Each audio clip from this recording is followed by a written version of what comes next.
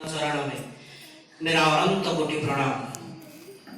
आज के इस हरियासन में उपस्थित इष्ट प्राणी गुरु भाता मंडली, मातृमंडली, छोटे छोटे बच्चे सभी के अंतर में वही परम पुरुष के सत्ता विराजमान। सभी को मेरे अंतर की प्रीतिपूर्ण जय गुरु एवं यथास्थाने यथायोग्य प्रणाम निवेदन करता हूँ। कहना निष्प्रयोजन। इससे पहले विश्व भाई जो कीर्तन कर रहा था, वो कीर्तन के ताल ताल में सब झूम रहे थे। ये जो नाम ऐसा ही होता है। चैतन्य चरित्रामृत में है हरेर नाम हरेर नाम हरेर नामेव केवलम करो नास्तेव नास्तेव नास्तेव गतिरन्यत्। मतलब ये जो भवसागर होता है, ये जो भवार्णव होता है, ये हरिनाम इकलौता रास्ता है जो आपको इस भव सागर से पार कर सकता है। उसी दिन इसीलिए तो बोले थे कि हरिनाम शब्द कोटि जत पाप हरे जीवन साध्य नहीं तत पाप करे। ये हरिनाम इतना पाप को हरण कर सकता है, हमारे इतना साध्य नहीं कि हम उतना पाप कर सकते।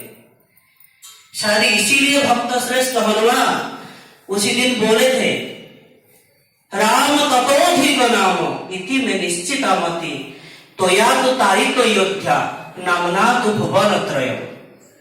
मतलब है राम को बोलते भक्त श्रेष्ठ हनुमान, मर्यादा पुरुषोत्तम को बोलते कि आपसे भी आपके जो राम नाम श्रेष्ठ होता है, क्योंकि आप तो सिर्फ अयोध्या वासी को धारण करते हैं, लेकिन आपके नाम की ऐसा महिमा है जो त्रिभुवन के धारण करता है। ऐसे एक उदाहरण कीर्तन के बाद उसी दिन वही विश्व विधाता के भाव समाधि होता है और उनके कंठ से मंद्र मधुर स्वर से निष्कृत हुआ था इसी दिन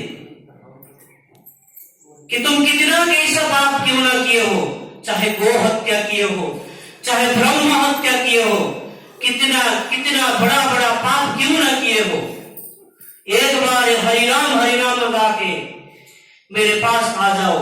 मैं इस हाथ दे के तुम्हारे सारे ज्वाला यंत्रणा को पोष दूंगा, सारे पाप से मैं तुमको उद्धार कर सकता हूं। उसी दिन शिवदुला ने मां ठाकुर के पास भक्तगण परिवेशित सब लोग बैठे हैं। कथा क्षण में शिवदुला ने मां पूछते हैं कि ठाकुर ये जो दयाल देश की बात आप करते हैं, ऐसे साधना में तो बहुत स्तर है, हमारे जो दयाल देश, पिंड देश, ब्रह्म देश बहुत सारे हैं, तो ये जो विधाता पुरुष के जो धाम होता है दयाल धाम, इसे कथा छल में मुस्कुरा के शिवदुला ने मां पूछते हैं ठाकुर आप जो दयाल धाम की बात करते हैं ना, दयाल देश की बात करते हैं, मैं वही दयाल धाम जाना चाहती हूँ। ठाकुर हंसते हैं। ठाकुर अच्छा तो दयाल धाम जाना चाहती है? फिर वो सर हिला के हाँ बोलते हैं। फिर ठाकुर पूछते हैं अच्छा उधर जाके तुम मुझे पहचान सकेगी? वो बोलते क्या बात करते हैं ठाकुर, आपको मैं रोज देखता हूँ, मेरे तन मन धन ने आपको मेरे जीवन में ग्रहण किया हूं, आप मेरे नयन की मणि, मेरे आंखों के तारा है, आपको पहचान नहीं पाऊंगी तो किसको पहचान पाऊंगी? ठाकुर बोलते हैं इधर तो तेरा शरीर है, मेरा तो शरीर है, उधर तो मेरा शरीर भी नहीं रहेगा, तेरा शरीर भी नहीं रहेगी, तब कैसे पहचानेगी तुम मुझे? कैसे मुझे तो डिस्टिंग्विश करेगी, कैसे मुझे तो जानेगी? फिर सोच में पड़ जाते हैं। फिर ठाकुर बोलते हैं हाँ अगर तुम निरंतर ये नाम जप करती रहेगी, ये जो बीज मंत्र मिला है जप करती रहेगी, शायद तू मुझे पहचान सकती है। ध्यान दीजिए शायद, ये कोई पंखा नहीं बेच रहे कि गारंटी देंगे कि 6 महीने गारंटी के अंदर कुछ डिफेक्ट होता है तो रिप्लेस या रिटर्न कर देगा।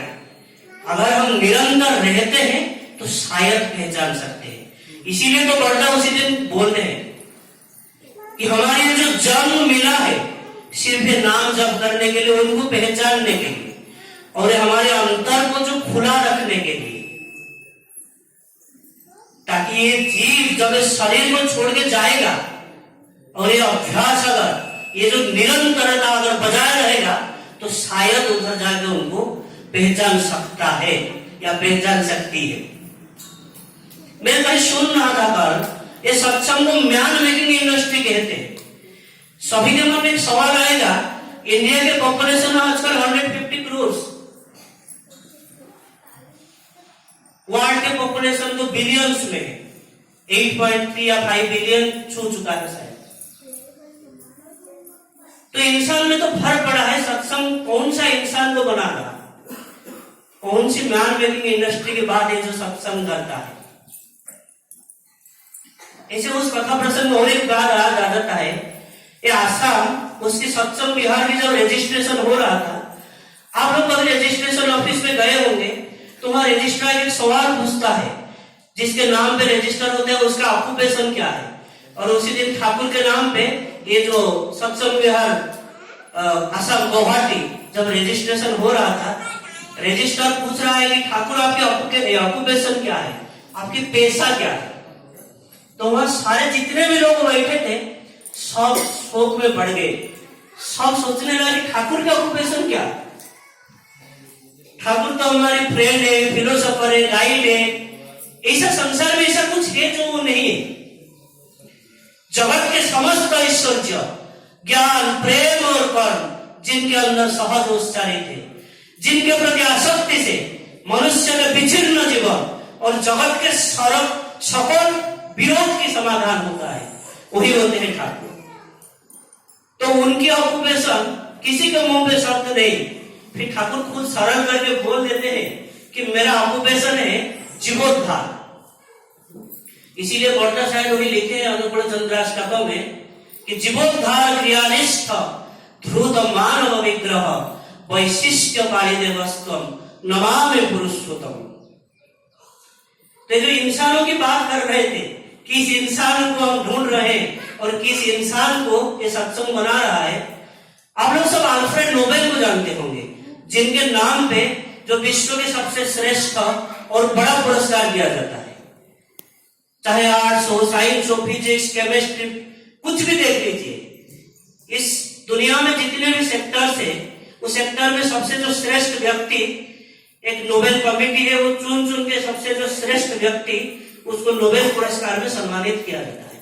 वो अल्फ्रेड नोबेल के नाम पे दिया जाता है। तो ये अल्फ्रेड नोबेल की एक बात याद आ जाता है, वो साइंटिस्ट थे, इंजीनियर थे, उनके नाम पे 355 पैटेंट्स थे, इतने इन्वेंशन किए थे। उनके फादर वो साइंटिस्ट थे, उनके जो दादाजी है ग्रैंडफादर वो भी साइंटिस्ट थे, मतलब उनके खानदानी साइंटिस्ट थे। 355 पैटेंट्स उनके नाम थे। और उनके जो नेट वर्थ आज के डेट में 160 मिलियन $, मतलब 1300 to 1400 करोड़ जैसा है। तो आप सोच सकते हैं कि कितने बड़े धनी थे। और तब सेकेंड वर्ल्ड वॉर में उनके एक इन्वेंशन था जिसको डायनामाइट कहते हैं, आप सब जानते हैं। तो ये जो डायनामाइट सेकेंड वर्ल्ड वॉर में सबसे ज्यादा यूज हुआ था। तो इस विश्व में ऐसा कोई नहीं जानता जो अल्फ्रेड नोबेल को नहीं जानता था। एक दिन सुबह सुबह ऐसे बैठ के चाय प्याला के साथ न्यूज़पेपर पढ़ रहे हैं और suddenly something caught his attention. एक खबर छपा था जो उनके दृष्टि आकर्षण किया। वो खबर ऐसा था, लिखा था कि Alfred Nobel the merchant of death is dead, मृत्यु के जो सबसे बड़ा सौदागर, जो सबसे बड़ा व्यापारी आज वो मर गए। तो वो चौंक जाते हैं, व्हाट? वो न्यूज पे गलत खबर पे उनके भाई मर गया था। असल में उनके भाई मर गया था, जो कि न्यूज रिपोर्टर वो सोचा कि अल्फ्रेड नोबेल मर गए और उस गलत में इसे छाप दिया था। फिर वो सारे न्यूज़पेपर में इसे छानने लगे और उनको देखा कि हर न्यूज़पेपर में उनके इसे कुछ लिख के, जो मृत्यु के यमराज, मृत्यु के सबसे बड़ा व्यापारी, द मर्चेंट ऑफ डेथ, इसे कुछ शब्द में। फिर उन्होंने शोक में पड़ गए, खुद को झांकने लगे, आत्मविश्लेषण करने लगे कि इतना कुछ, इतना संपत्ति कमाने के बाद, इतने इन्वेंशन के बाद, इतने नाम कमाने के बाद मैं जब मर जाता हूं, ऐसे खबर छपता है। आप खुद को झांक के देखिए, जितने साल, जितने साल आज तक हम इस संसार में जिए, तो हम क्या किए कि हम यहाँ से जब जाएंगे क्या नाम रख के जाएंगे, क्या नाम लेके जाएंगे। ये सवाल हम खुद को पूछना चाहिए।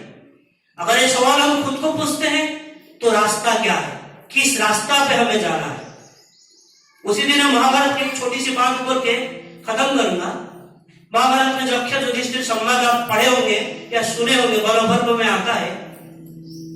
उसी दिन जब धर्मराज युधिष्ठिर को पूछता है कि किन आश्चर्य, इस संसार में सबसे चौंकाने वाली बात क्या है, what is the strangest thing in the world.